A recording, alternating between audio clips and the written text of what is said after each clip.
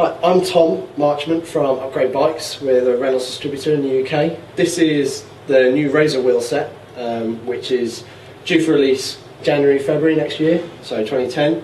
There's a lot of new technology that's gone into it, and lots of interesting new developments, and also a lot of work. The guy behind the new top end line, which is called the Studio line of wheels at Reynolds, is a gentleman called Paul Liu, and he's had obviously a lot of experience. Some people may have heard of him from his Liu racing wheels, which look very similar to the Reynolds RZR wheels for good reason, because a lot of his technology has been transplanted into them. Well, I'll start off and take you through the whole range of features which are in this wheel, which make it quite special. First up, the rims. They're actually constructed from a boron carbon, so there's boron added to the carbon, which is just released a military spec in the US. So these wheels are completely hand-built in America. So it means that your rims end up being a lot lighter. One of the other major things in this wheel is actually built using neutral tension spokes. So the benefits that obviously you're spreading the tension throughout the wheel a lot more. So that means that the rim is not, first of all, doesn't have a lot of inner tension within the wheel. So the rim isn't being pulled towards the centre by all the spokes. But it also means that when you're riding, you're spreading that tension out a bit more around the wheel. So it means both of those things mean the rim can actually be made to not have to put up with such high forces. The wheel itself is actually made and baked in the autoclave in 3 different parts, and that means that you don't end up with the warping of the wheel when you bake it in the high heat of the autoclave oven.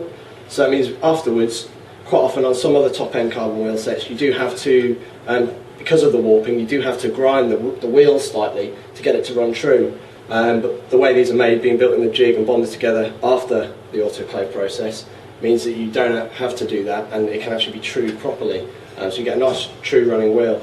The other benefits of having it made in 3 parts are that it's a lot easier to replace the spokes if any of them get damaged. Obviously, one thing which a lot of people are worried about if you have carbon spokes is the problems of damaging them and the cost of replacement and whether or not it can even be done. The spokes have actually got a carbon nipple head, a carbon head to the spoke, and a carbon nipple in the rim, which can be cleaned out and fully replaced on up to 8 spokes on each wheel.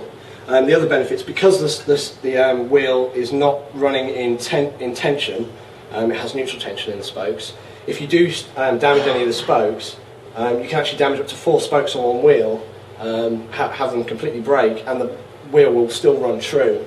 They've been tested with pro riders this year, and one gentleman did actually have an accident where someone put their pedal into his rear wheel, damaged 4 of the spokes, and he still went on to actually sprint for and win the race with 20 miles to go, even with that kind of damage. So it kind of shows that they do work. You know, you can still use them even if you damage them. So that's a major benefit of having neutral tension. The spokes themselves, pretty special. They're not just a standard, standard carbon spoke. The shape of them is actually an NACA 303 aerofoil. So it's an accredited aerofoil shape. There's several layers to move through if there is any kind of nick or damage to the spoke. So if you do start to damage the spoke, it will actually, rather than running all the way through the strands of carbon, it will stop at each layer on the way through. So obviously if it's a large nick or a lot of damage, it will break it, but it means smaller, more minor nicks are less likely to cause a catastrophic failure of the spoke. So I'll move on to the rear wheel now. There's kind of one main difference which you'll notice with this is it's actually got something they call the torque flange in the centre of the hub. With that, it has 4 spokes which pull in the torque direction, and then on the external 2 flanges it has the radial spokes which allow the support for the wheel. One problem is that because the drive side flange is off centre, when you transfer that torque, when you torque up the wheel when you're pedalling, you actually, often on a lightweight wheel especially, you will pull the wheel slightly over because the torque is off centre, whereas the torque flange, because it runs right down the centre of the rim, means that you don't get any movement in the wheel when you're torquing up your wheel under high power, obviously sprinting, that kind of thing.